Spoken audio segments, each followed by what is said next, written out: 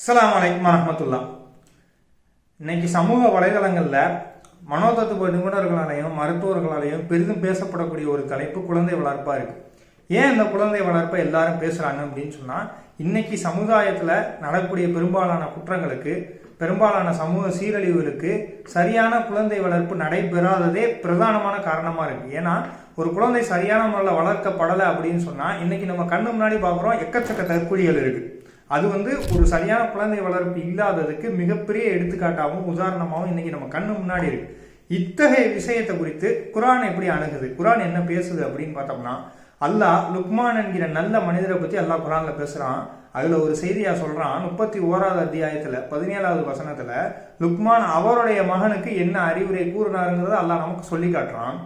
யாபுனைய அக்கிமிஸ் சலாத்த, என் அருமை மகனே தொழுகையை நிலைநாட்டு, நன்மை ஏவி தீமையை தடு, உனக்கு ஏற்படக்கூடிய கஷ்டங்களையும் பிரச்சனைகளையும் பொறுத்துக்க, சகிச்சிக்க, பொறுமையா இரு, நிச்சயமா இது செயல்களிலே சிறந்த செயல் அல்லது வீரம் மிக்க செயல் இதுதான் அப்படின்னு சொல்லி லுக்மான் அவரது மகனுக்கு கூறியதா அல்லாஹ் நமக்கு குர்ஆன்ல சொல்றான்.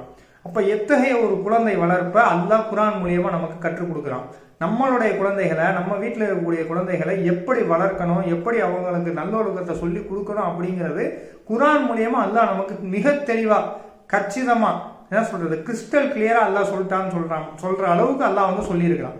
அத்தகைய விஷயத்தை பின்பற்றக்கூடிய நல்ல மக்களா அல்லாஹ் உங்களையும் என்னையும் ஆக்குவானா என்று அல்லாஹ்ட்ட கேட்டவனா இந்த காணொலியை முடிச்சுக்கிறேன். அஸ்ஸலாமு அலைக்கும் வரஹ்மத்துல்லாஹி பரகாத்துஹு.